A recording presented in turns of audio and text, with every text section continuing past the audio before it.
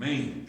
Graça e paz, irmãos, graça e paz, alunos aqui do nosso discipulado, graça e paz para vocês que estão aí pela plataforma digital. E é muito bom nós estarmos na continuidade das nossas aulas de discipulado, também enviando aí uma mensagem de carinho, de saudações para os irmãos aí desse conclave que houve do Sul. Eu estive acompanhando alguns momentos e que lindo, aquela multidão reunida, se edificando no Senhor, e tenho certeza que muitos alunos estavam ali, estão fazendo parte conosco do discipulado. Então desde já queremos enviar a vocês um abraço forte, um shalom, uma graça e paz do Senhor, bem forte, bem apertado. Que Deus abençoe vocês e vamos continuar aqui na aula, ok? Não percam, motive outras pessoas. O líder de vocês aí, o apóstolo Getúlio, tem sido bênçãos, ele tem sido canal de transmissão dessas aulas, então continue firme, amém? Bem-vindos para esta aula, bem-vindos alunos, em nome do Senhor. E olha, cada um de nós aqui em Portugal tem uma pastinha dessa simpática, tá vendo aqui? Essa é a pastinha nossa que nós carregamos o nosso material. O que a gente faz? Abre a pasta, simples, o material está aqui já pré-estudado, antecipadamente, e aí vamos para a aula, e tem sido bênção a nossa aula. Amém, gente boa? E o tema de hoje, fundamento da igreja. Fundamento da igreja. Vamos fazer aqui uma simulação, retornando a 2000 anos atrás. Jesus já tinha assunto ao céu, deixou as orientações para os seus discípulos, eles ouviram as orientações, a igreja em Jerusalém foi impactada com o Espírito Santo, nasce ali historicamente, pontualmente, a igreja histórica, física, a igreja real de Jesus Cristo, e a partir dali ela se expande para todo o Império Romano. No período de 100 anos ela pulverizou o Império Romano, pulverizou. Uma coisa extraordinária, algo fenomenal, só pode acontecer por milagre, por atuação sobrenatural do Espírito Santo de Deus, do Espírito de Cristo. Agora imagine que nós somos uma dessas comunidades. Imagine que ela chegou na Maia, imaginemos que a Maia faz parte da história contemporânea dos discípulos, dos apóstolos, e nós somos parte dessa igreja. E eu venho para ensinar vocês, sou enviado pela igreja de Jerusalém, por exemplo, para fazer uma missão ou para retornar a esta comunidade, para edificar. Vocês nasceram conhecendo Jesus, estão crescendo. Vocês imaginam que eu chegaria com uma Bíblia assim na mão? Como é que eu ia chegar? Como é que eu, se fosse apóstolo, por exemplo, estou apenas fazendo hipoteticamente, amém? Porque eu não sou apóstolo, e também comparando a apóstolos que a gente está vendo por aí, eu não sou nem digno de desatar as sandálias dos apóstolos da época de Jesus. Entretanto, mas imaginem que eu sou um missionário, estou chegando aqui com uma missão de ensinar, de edificar vocês, não traria nada, nenhum rolo, nenhuma Bíblia, nada. Por quê? Porque até mais ou menos o ano 50, 40, 45 anos depois da assunção de Cristo, que ele retorna ao Pai, após mais ou menos 40 anos, ou no ano 47, é que começam a ser escritos os primeiros registros sobre Jesus. Não havia. Tudo era oral, testemunho. A igreja cresceu deste jeito. Só testemunho era suficiente. O Espírito de Cristo estava neles. E eles eram testemunhas vivas. Por isso que Paulo diz: vocês são cartas vivas, lidas por todos. Perceberam? Vocês são Bíblias vivas. Vocês são escrituras vivas. Não havia. O primeiro escrito que historicamente os estudiosos levantam, não é, como certeza de escrito, foi a carta de Paulo aos Tessalonicenses. Primeiro aos Tessalonicenses foi a primeira carta escrita pelo apóstolo Paulo. Não foi nem Mateus, não foi nem Marcos, não foi nem Lucas, nem João, não foi nenhum outro discípulo de Jesus Cristo, nem André, nem Felipe, que escreveram um registro primeiro. Foi Paulo, que nem caminhou no ministério de Jesus Cristo. Então veja o meu pano de fundo da igreja primitiva, da igreja do primeiro século. E aí, após Paulo, começam a vir outros registros escritos, os evangelhos, as cartas, e todas elas, todo o Novo Testamento, os 27 livros que temos no Novo Testamento, todas essas cartas, todas essas epístolas, todos esses escritos foram escritos para dentro, para informar e para formar e para elucidar os irmãos das pressões de fora, das tentações. Eram orientações que os discípulos de Jesus, os apóstolos, recebiam. E nós vamos perceber isso, com o que era estruturado a igreja, no seu aspecto, uma estrutura como fundamento, e também no seu aspecto doutrinário, como ensino. Então nós temos fundação, Jesus Cristo. Temos informação, os apóstolos e profetas. E temos formação, os discípulos. Veja bem que bonito, hein? Informação, fundação, informação, formação. Esse era o pilar, os 3 pilares da igreja primitiva, Guto. Não havia. Pensa que Paulo entrava com uma Bíblia, não é um rolo. Não, tudo era oral. E passava-se isso de boca a boca, de ouvido a ouvido, ao passa-palavra. Era o passa-palavra, que ainda continua sendo o instrumento mais eficaz na evangelização. O passa-palavra, o testemunho. Como nós estamos vendo aqui jovens, a Sara, por exemplo, testemunhando na escola, influenciando as pessoas. Ontem eu percebi, eu vi, né, que já quebrou aquele gelo, já estão se simpatizando e logo estão se entregando e levando suas famílias. E assim que o trabalho tem que ser. E que o Espírito Santo de Deus, ele insufle em nós novamente, que ele faça uma reedição dessa história. Não repetindo, porque nós estamos em outros tempos, mas uma reedição. Outra coisa, bom, vamos lá então, leitura. Olha, o microfone está ali, hoje eu vou deixar o governo do microfone na distribuição da tarefa para a Emília. Amém, Emília? Então você que está aí, Emília, já vai começar a leitura. Tá tudo aqui em ordem, o microfone está funcionando. E eu espero que vocês estejam ouvindo bem. Eu, graças a Deus, não preciso do microfone, porque quando o Papai do Céu me criou, Sara, ele disse: eu vou dar duas caixas acústicas, uma direita e uma esquerda no peitinho do meu filho, e ele vai soltar a voz aí, não vai ter problema. E até hoje, né? Nós estamos aí. É verdade. E às vezes isso é bom, e às vezes também não é muito bom. Eu tenho dificuldade. Falando baixo eu já falo alto, imagina falando alto. Então o negócio é sério. Vamos ler com a Emília aí. Acompanhe no livro. O fundamento da igreja. Ler e orar. Edificado sobre o fundamento dos apóstolos e profetas, sendo ele mesmo, Cristo Jesus, a pedra angular. Amém. Efésios 2:20. Efésios 2:20. Amém. Leia mais uma vez, Emília, é muito importante. Edificado sobre o fundamento dos apóstolos e profetas, sendo ele mesmo, Cristo Jesus, a pedra angular. Amém? Lembra-se que nós falamos sobre eclésia já na lição passada? Falamos que era um termo comum, conhecido. Assembleia, havia muitas assembleias.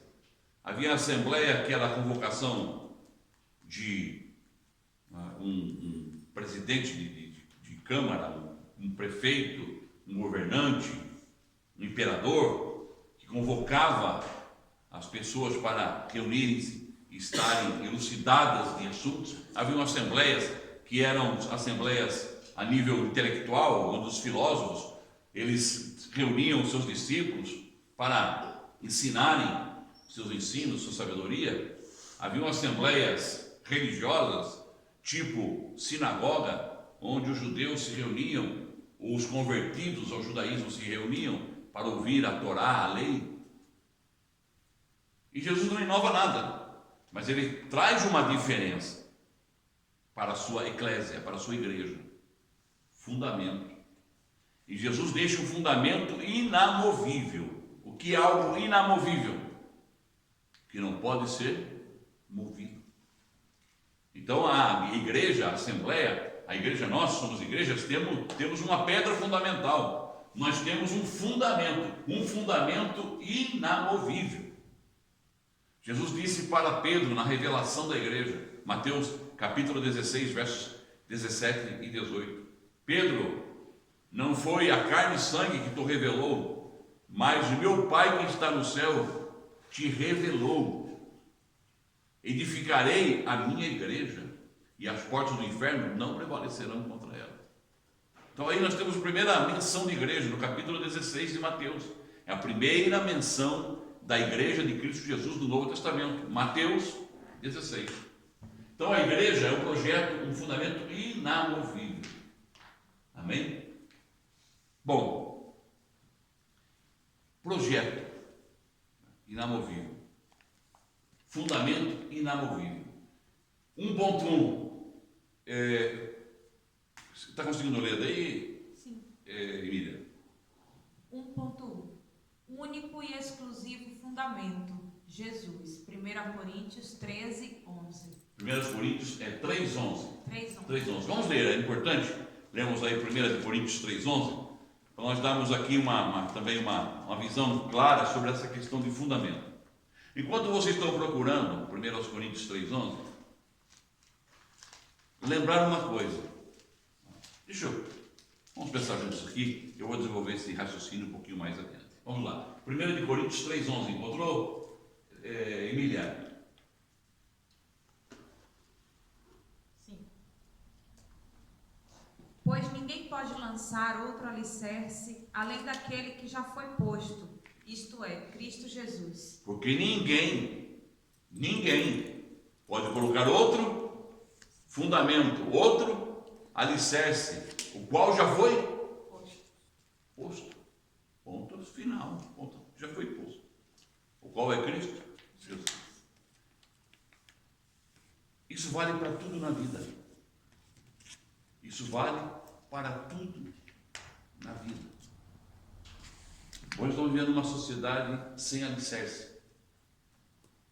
Nós estamos vivendo uma sociedade relativizadora, relativa. Com tudo é relativo, nada é absoluto.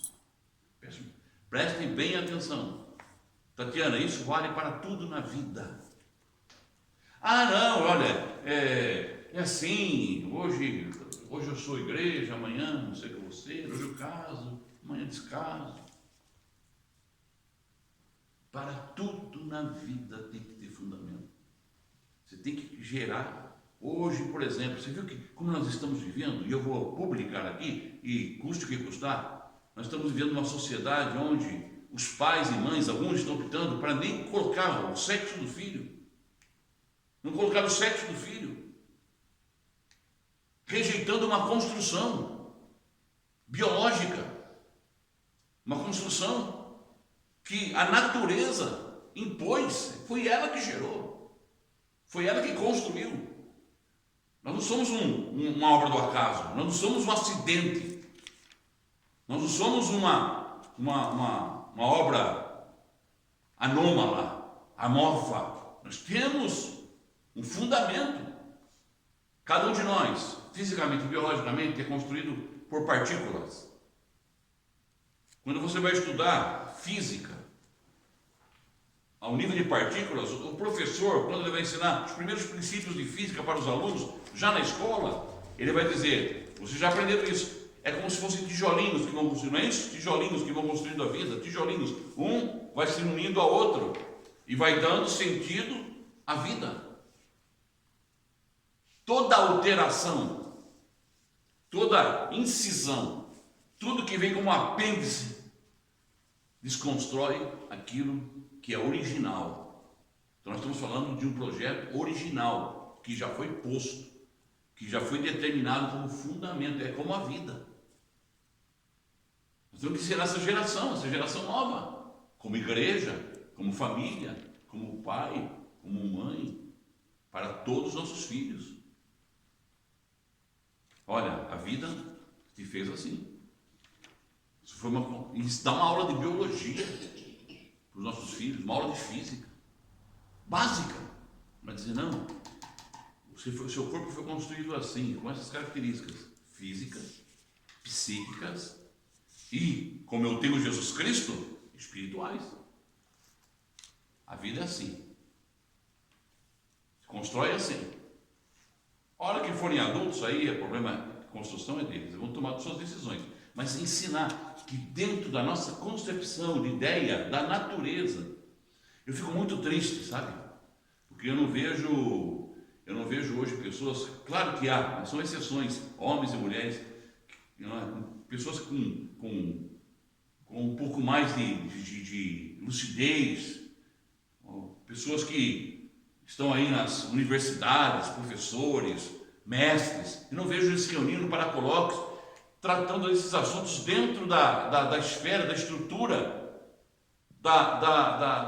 de toda uma construção, por exemplo, da engenharia genética. Não, é que o caminho é esse, não dá para tudo que alterar e explicar tudo que tudo alterou, deformou, não tem mais como consertar. Para reconstruir de novo. Então, igreja também é algo muito sério. É construído na base de Jesus Cristo. Eu tremo e temo quando falo desse tema. Por quê? Porque fundamento inamovível não se pode mexer, como leu muito bem a Emília. Foi posto uma pedra fundamental, foi posto um fundamento e ele não pode ser mexido por ninguém. Ninguém pode se intrometer na nossa vida. Nós estamos hoje sendo influenciados por tendências, por ideologias. Na minha casa ninguém dita ordem, na minha casa ninguém governa, nessa esfera ninguém governa. Eu morro, mas ninguém me governa. Então estou denunciando aqui, eu tenho a minha posição. Tenho casa, tenho esposa, tenho 3 filhos, e eles sabem a minha posição. Já sentamos à mesa e conversamos. E tudo que você se estabelece como fundamento, prestem bem atenção, se somos mulheres e homens de Deus, tudo que estabelecemos como fundamento, Deus vai honrar. Mas dias ou menos dias veremos o fruto do nosso trabalho. Aleluia. Jesus é o nosso fundamento. É isso que ele está ensinando a nós como igreja. Ok? Então é uma 1.2, o que é? Não é articulação humana. Eclésia é igreja. Não é articulação humana. Não disse que haviam várias assembleias? Haviam vários termos de igreja na época de Jesus? Haviam vários messias. João Batista foi um que pensaram que ele era o Messias, mas ele não era o Messias. Tanto é que quando Jesus chega a João Batista, qual foi a primeira expressão que João Batista declara? Convém que ele cresça e eu diminua. Convém que ele cresça e eu diminua. Então estamos vivendo um tempo de relativização também na questão fundamento da igreja. Se nós abraçássemos isso como causa, como realidade, e o Espírito Santo imprimir isso bem forte no nosso coração, seremos invencíveis. Aleluia. Porque vocês vão ver coisas aí ainda que do arco da velha, em nome de Jesus, igrejas com as expressões mais loucas que você possa imaginar, e já estão acontecendo. Agora eu pergunto, tem esse fundamento? Não, porque se tivesse eu não estava com essa configuração. Jesus só tem uma cara, Jesus só tem um tamanho, Jesus só tem um corpo, Jesus só tem uma expressão. Nós vamos ver tudo isso hoje. Jesus só tem uma natureza. Amém? Ponto 3. Cristo é o fundamento, pedra angular, principal. Ponto assente. Já logo no primeiro versículo, para a gente orar aqui, por isso que está, ler e orar, está vendo? Leia e ore, Senhor, tem misericórdia, ajuda. Como igreja, viver essa realidade. Não importa a multidão, mas sei. Expressão há muita por aí. Movimento há muito por aí. Eu não me impressiono com 50 mil pessoas no estádio dizendo glória a Deus, aleluia, pulando e fazendo um VTT. A minha pergunta é: está fundamentado em Cristo Jesus? Isso tem base em Cristo Jesus? A base em Cristo Jesus, vamos ver, é humilde, é simples. Não vangloria o homem, não faz show. É muito mais profundo do que nós podemos imaginar. E é comandada por ele, amém? Vamos agora a leitura. Guto, passa o microfone para o Guto aí. Pega o seu material. E o Guto vai começar a fazer a leitura. Fundamento da igreja. O fundamento da igreja é Cristo, ministrado por intermédio dos apóstolos e profetas, como lemos em Efésios 2:20. Já foi lido aí no início. Ninguém pode lançar outro fundamento. Cristo é o único fundamento revelado e ministrado pelos primeiros apóstolos no Novo Testamento. 1 Coríntios 3:11. Já foi lido também.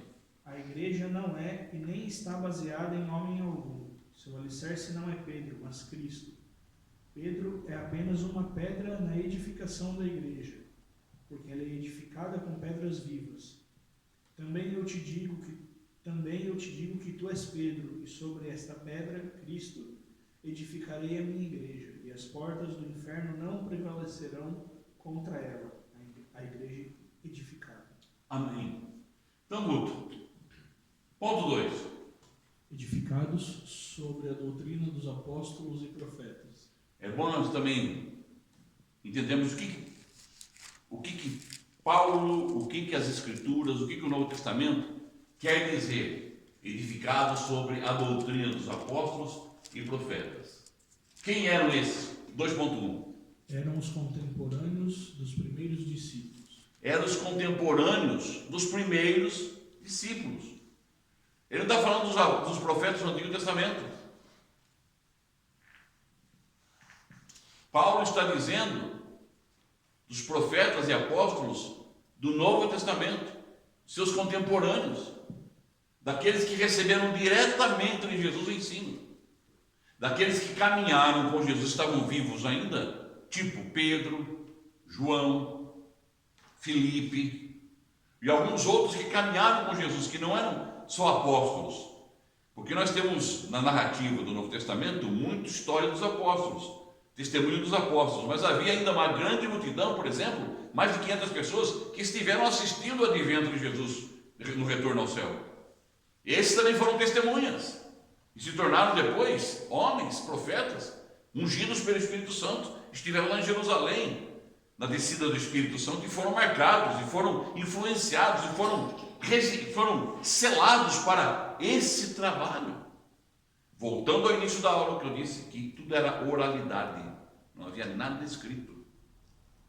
E quando se mencionava a Torá, a lei ou os profetas, era para explicar Jesus Cristo. Jesus era o fundamento de toda a interpretação bíblica. Percebe então? E eram esses apóstolos, e eram esses profetas no Novo Testamento que eram os responsáveis, tinham um encargo de presidir as igrejas, de ensinar, de estruturar doutrinariamente as igrejas. 2.1. É isso, já leu, não é? Efésios 3.5, acho que é importante a gente ler Efésios 3.5. Vamos ler aí Efésios 3.5. Eu pediria que a esposa também nos ajudasse, a hora que ver, perceber que vai dar o colapso aí. Já bota outro vídeo aí, nós retornamos ao vídeo. Efésios 3.5.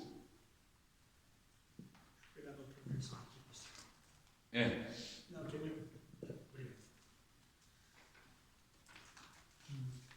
Esse mistério não foi dado a conhecer aos homens de outras gerações, mas agora foi revelado pelo Espírito aos santos, apóstolos e profetas de Deus. Está vendo? Mas agora foi revelado aos santos, apóstolos e profetas de Deus. Então, está falando sobre esses homens. Eu li errado aqui, ele não fala santos apóstolos, é santos apóstolos. Santos apóstolos, o apóstolo Santos. Aí a ordem dos tratores não altera o viaduto.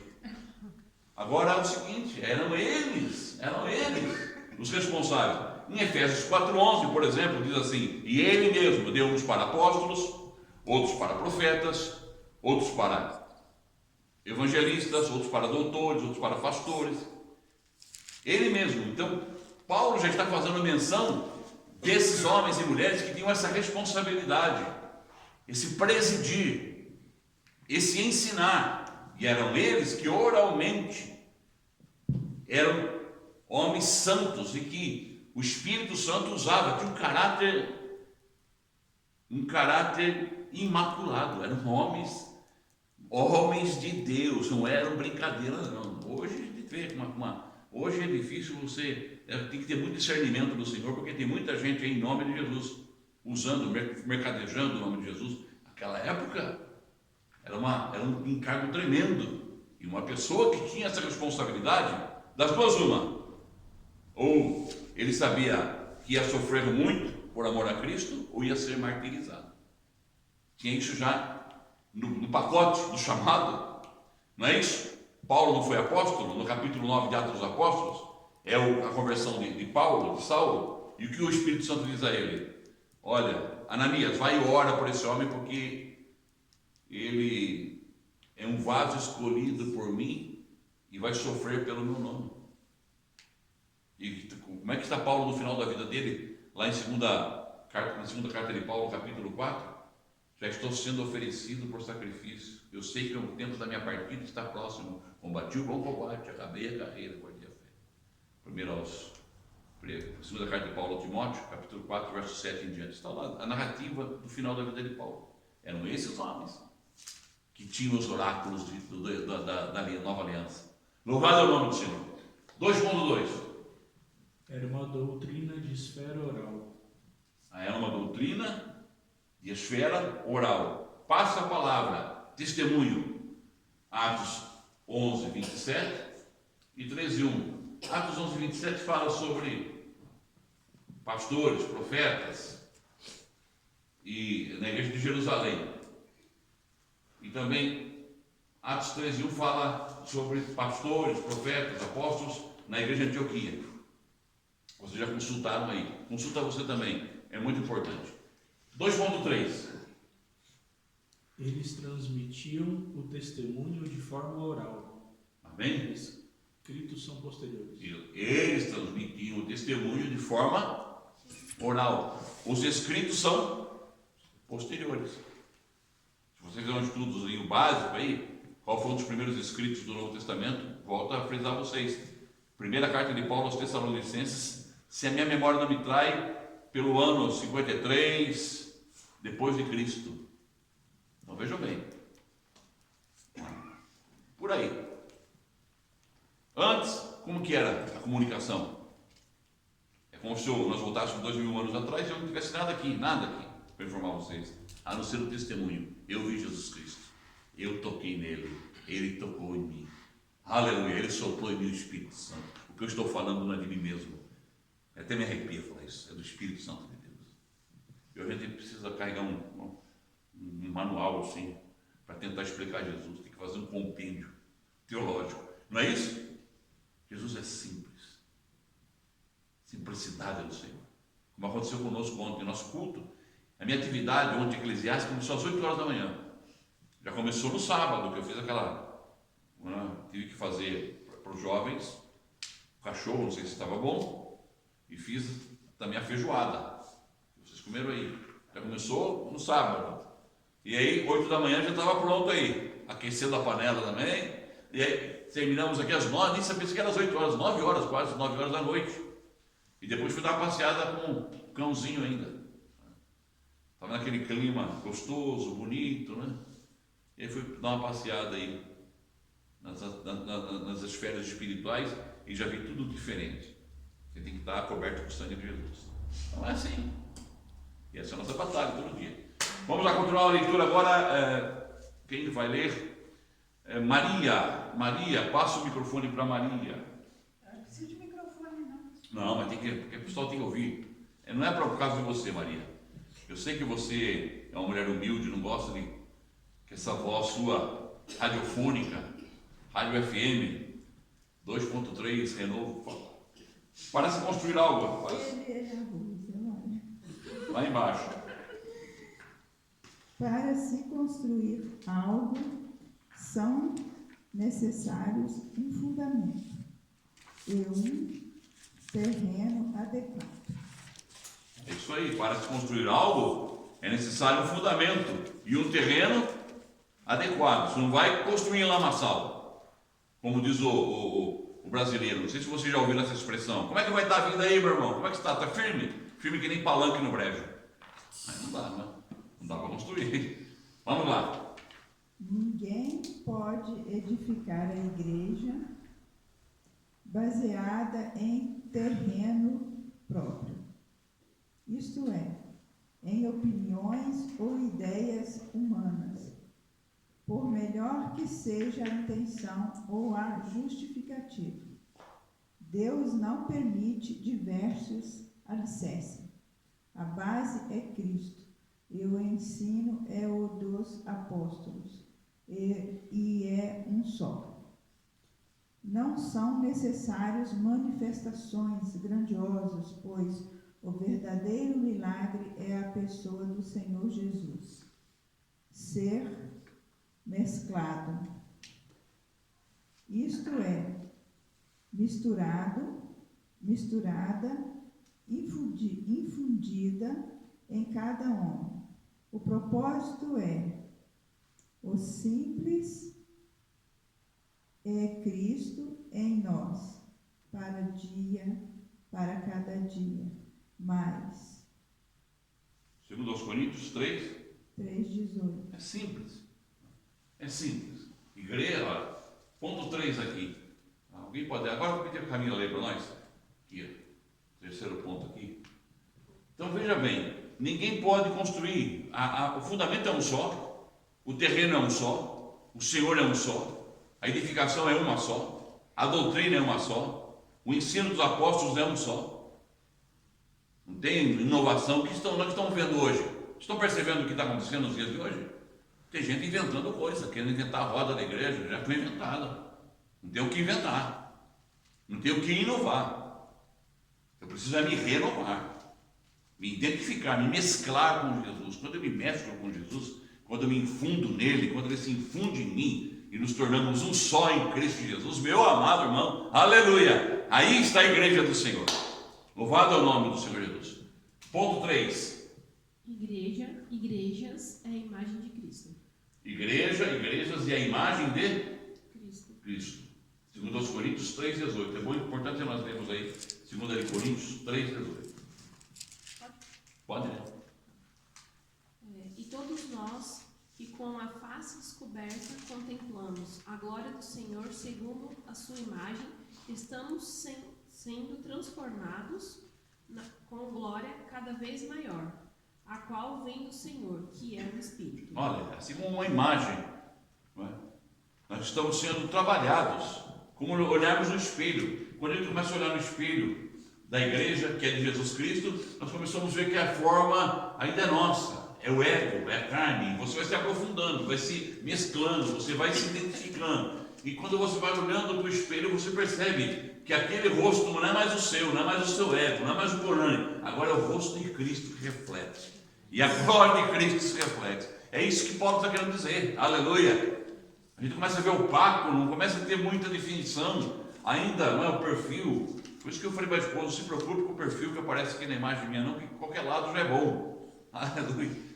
Quando a gente tem Jesus Cristo, qualquer perfil que a gente tenha, se olharmos a nós de costa, vamos ver Jesus Cristo. Se olhar a gente de frente, vamos ver Jesus Cristo. Se olhar com um drone, vamos ver a glória de Jesus Cristo. A igreja é transmitir a glória de Jesus Cristo, como um espelho que reflete Jesus. A nossa própria imagem é Jesus Cristo é a nossa própria imagem. Nos confundimos. Tanto é aproximação. Eu já disse a vocês que há um termo no hebraico difícil de se traduzir do hebraico no Antigo Testamento, que é o encontro de Abraão com Deus. Porque não se sabe se foi Abraão que se encontrou com Deus ou foi Deus que se encontrou com Abraão. Tal é a aproximação e o desejo que ele tinha de Deus. E ao ponto de que